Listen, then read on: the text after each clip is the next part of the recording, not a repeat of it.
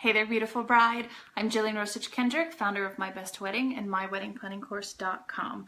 Welcome to another episode of Wedding Wednesday. I'm so excited that you're here, whether you're watching live right now or you're watching as a recorded video at a later date. Welcome. I'm so excited to have you, and it's truly a pleasure that you're spending time with me on this Wednesday evening. So I am actually opening Facebook on my iPad because for the last couple of weeks people have brides have tuned in and asked questions and were watching the video and would ask me things, and for whatever reason on my phone Facebook just isn't bringing up the questions on my phone that I can read really quickly. So give me 2 seconds and I'm going to open up the video stream here on my iPad so that I can follow along with your questions. And by the way, if you do have a question, anything about wedding planning, if you want to bounce ideas off of me, or if you need just kind of some humble advice, or if you have a question about anything wedding planning related, go ahead and ask it now, and I would love to know who you are, when your wedding date is, where you're from, and what's on your mind as far as your wedding goes. So give me just another second while I'm bringing this up. As soon as Facebook decides that it wants to play along, right? That's always the key. Go ahead and type into the chat who you are, where you're from, when your wedding date is, and if you have a question regarding wedding planning, or you need some wedding planning advice, or you need just to bounce ideas off of someone, go ahead and type that in while I am in the process of pulling this video up. So hang on just a second.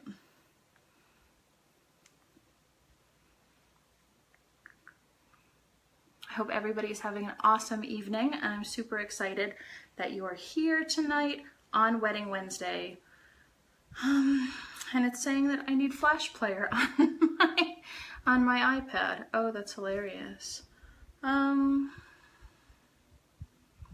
the meantime, we're going to download and install Flash Player. So give me a second to do that and we'll keep going. So I can't see questions yet. If you are typing questions, please continue to do so. And as soon as I get my iPad up and running, I will be happy to answer questions. I'm so sorry for the last couple of weeks. Every time I run a Facebook Live, none of the questions are populating on the bottom of my phone so that I can answer questions. So I really apologize.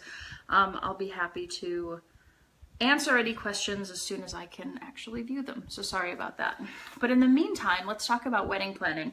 And actually, this brings up a really, really good, interesting point about technology and utilizing technology in wedding planning. It's no wonder that weddings, when our grandparents and great-grandparents were young and our age and getting married, it's no wonder that all of those weddings were just cake and coffee and a small get-together in the backyard, because I couldn't even imagine what it would be like trying to create this enormous wedding pageantry of what we consider to be a modern wedding today, without the use of the internet and without the use of so many of the technologies and devices and easy access that we have to everything in the world, like the Knot and Wedding Wire and books about wedding planning, videos like this, questions, different things like that. It blows my mind, to think that how did people plan a wedding back years and years ago? Anyway, but all of that to say that when you're utilizing technology in your wedding, for your wedding, for wedding planning, how do you do it? What's the best thing to use? And definitely you can go to the Knot and you can get, you can download their wedding planning app, which I used and was really helpful.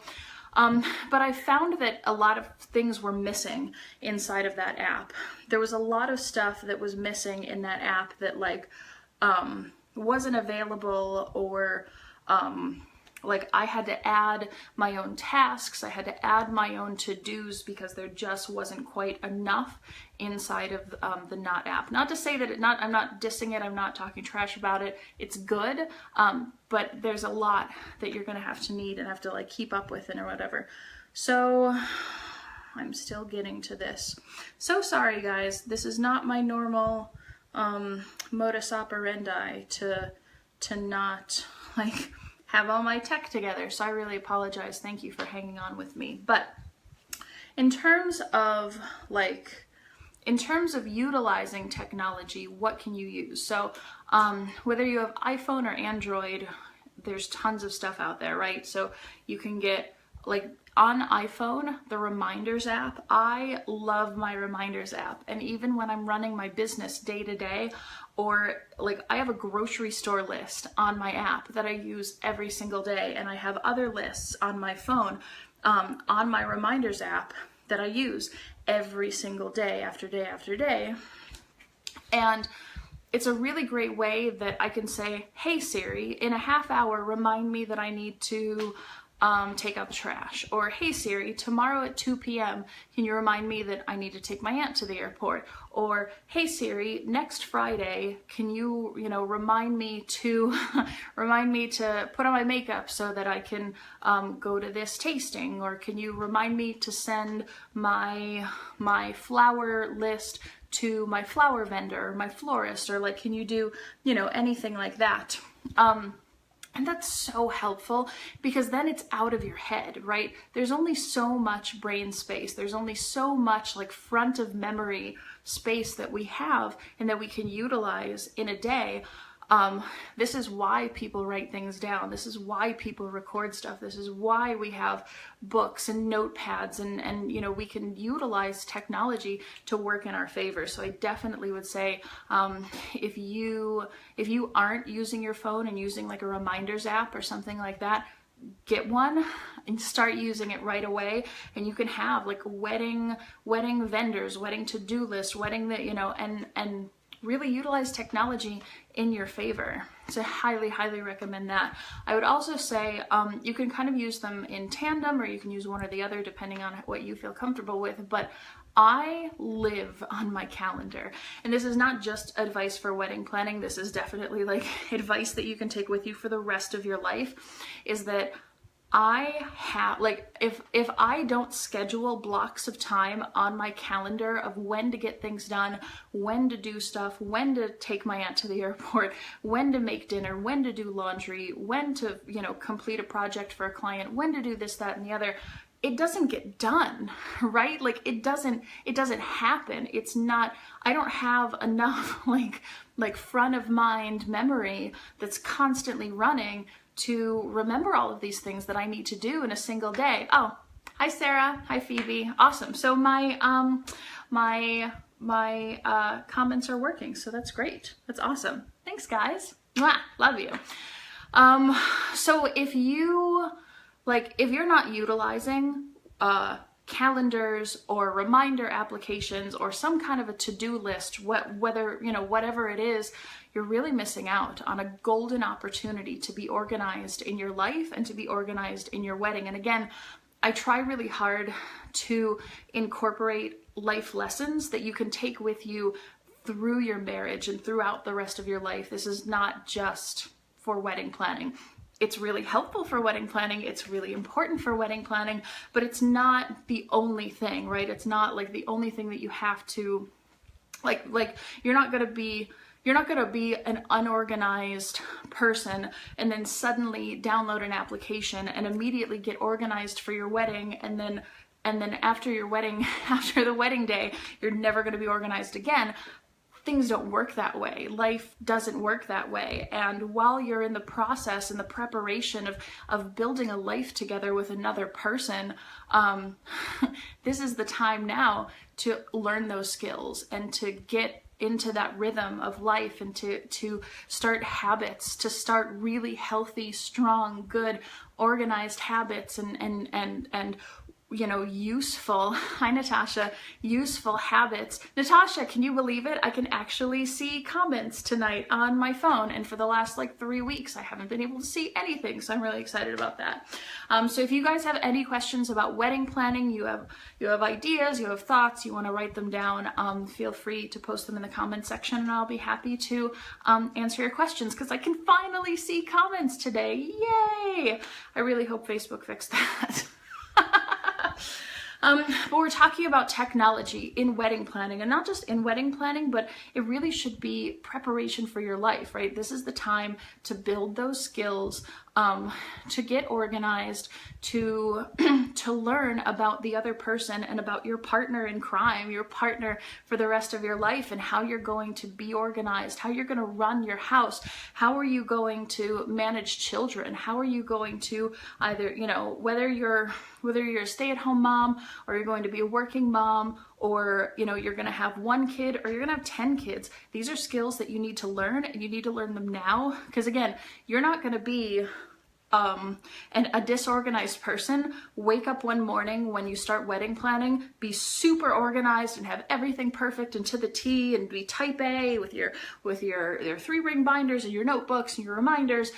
And then the day that your wedding's over, you just drop all of that. Like, this is preparation for the rest of your life, and an opportunity for you and your partner and your fiance to really grow and develop the skills that you need to carry through for the rest of your life. And whether you are a family of 2 or you're a family of 12, these are some awesome skills. So definitely look at utilizing technology like reminder apps, get your calendar, like I said, every single day of my life.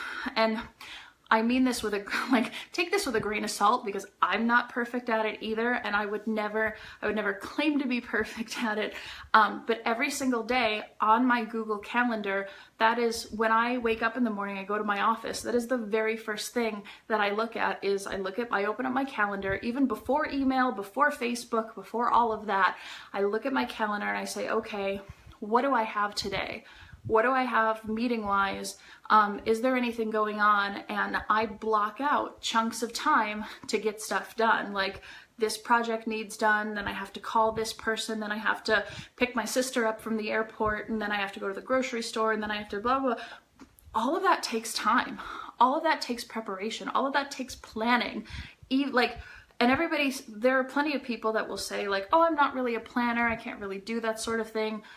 Even if you just decided 5 minutes ago to go somewhere, like after this I might go to the grocery store because I think we're out of whatever, that's planning. Even if you're doing it 5 minutes before you actually are going to go do whatever it is that you're planning, that is a planning process. And so if you can figure out how you operate and how you work, and you can take, you can, either decide that skill is something that you want to work on or something that you have mastered. Like for me, I'm pretty good at time management, but for the most part, like, we can always get better. Everybody can get better at time management. And so blocking out those chunks of time, listing to-dos, because, in your wedding, you can go to your iPad, you can open up the Knot application, and it can list every single to-do that you have, right? It can say like, go to, pick up your dress, go for your fitting, go do this, go do that.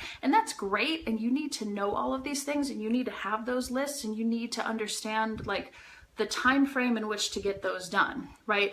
Because you're not going to get engaged and then tomorrow go for your dress fitting. Well, you don't have a dress yet. So it makes sense, even though it's kind of like a dumb explanation. You understand that there's a process of things. You understand that A has to come before B has to come before C, D and E are after C, and so on and so forth. So if you can understand the process, if you can understand the way in order of how things get done, then you can plan, and you can put things in your calendar, you can put things in your reminders, you can put things on a to-do list, you can organize your life in such a way that you don't have to keep things in the front of your mind, because that's when you forget stuff. Like I can't even tell you how many times growing up, my mom or like another family friend of ours would say, oh, I'm going to do this. Yeah, sure. No problem. And then turn around and they've like already forgotten whatever it is that they said that they would do or said they needed to get done, because their attention got flipped, right? Their attention was on you and was on whatever it was that you needed or that they were going to do for you. And then they flipped their attention to something else, and whatever it was that they promised you is now gone. Unless they have an amazing memory, unless they like take their ginkgo biloba every single day, chances are as soon as they turn their head, whatever it was, is just, it's not going to get done because we don't have a ton of that like front memory, right? So it's so important to have lists, to have documents. And even if you're not a type A, like I don't even know if I'm type A, and I don't really like that distinction, but it's kind of the best one that we have to describe somebody who's super organized. But like, even if you don't like Google Docs, I love Google Docs. I geek out every time I go and like create a spreadsheet. I love it. But even if that's not you, I think you can see and understand the value of having something like that. So even if it's just something that you use, you know, during wedding planning, it could be a skill that you develop and then you carry through the rest of your life. You carry it through your marriage. You carry it through having children and you know, working and having coworkers and running a business and, you know, being a manager and being a manager of your household and all of that. So I think that's a really important skill to have.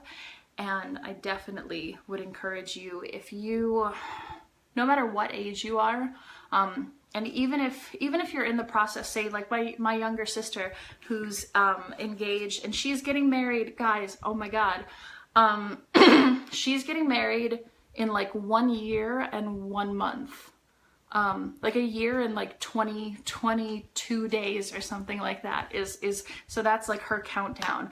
And they were engaged back in December. So she had like a year and 8 months to plan her wedding, which is actually kind of a really long time. So it doesn't matter whether you guys are engaged and you're going to wait until you're done with school, or you're engaged and, you know, you're a working professional and you have a year to get engaged, or Natasha's at 73 days right now. Woo woo.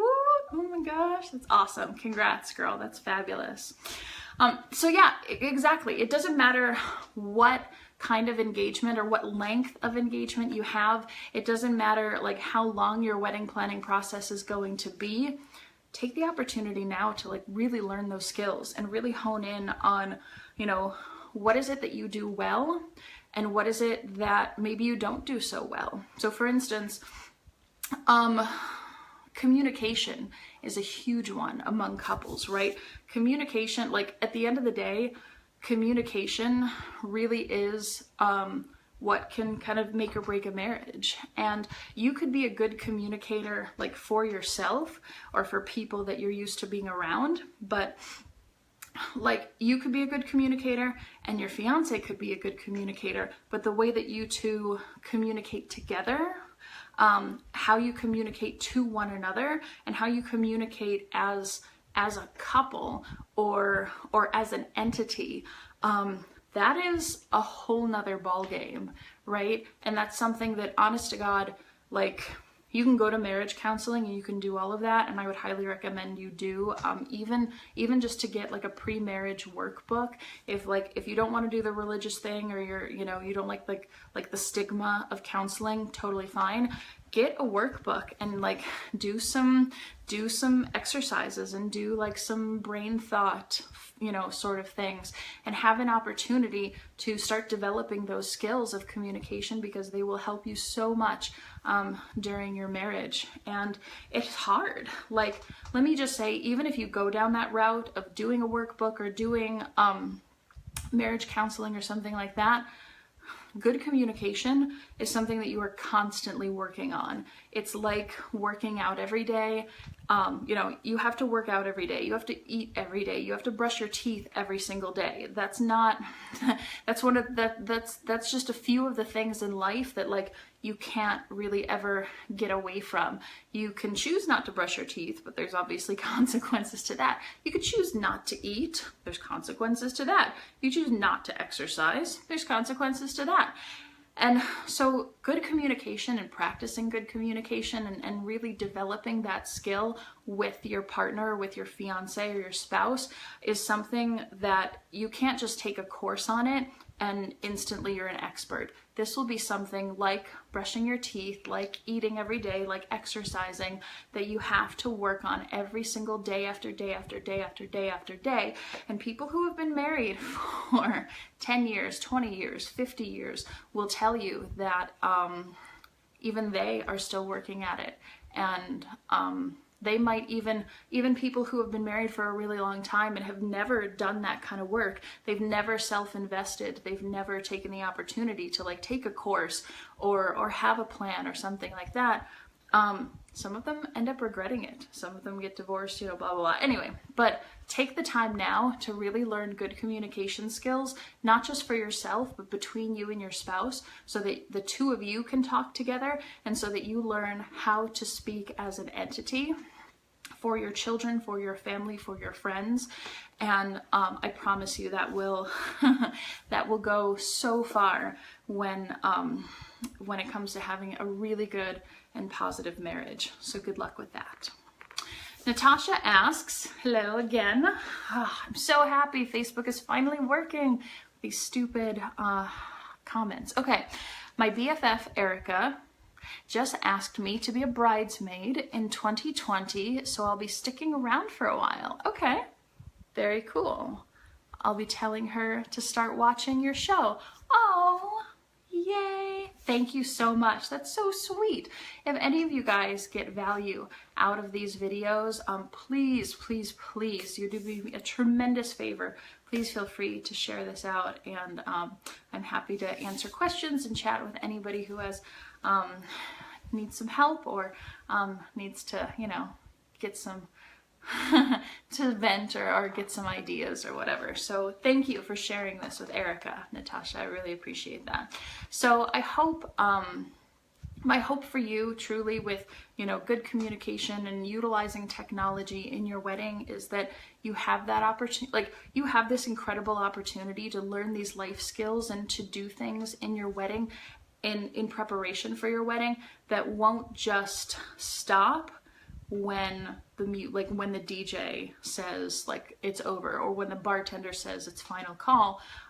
These are skills that you can take throughout the rest of your life, and really this is a tremendous opportunity that I promise you only comes once in a lifetime. And there are so many people who have been married for years and years that now regret not taking that opportunity. So do that. Be well, take care of yourself, invest in yourself as a person, invest in your future, you know, read, learn about technology, do whatever you can to make your life a little easier. So I hope this helped. Don't forget, I am here every Wednesday on Facebook Live at 7 p.m. Eastern, and I will see you guys next week. Bye.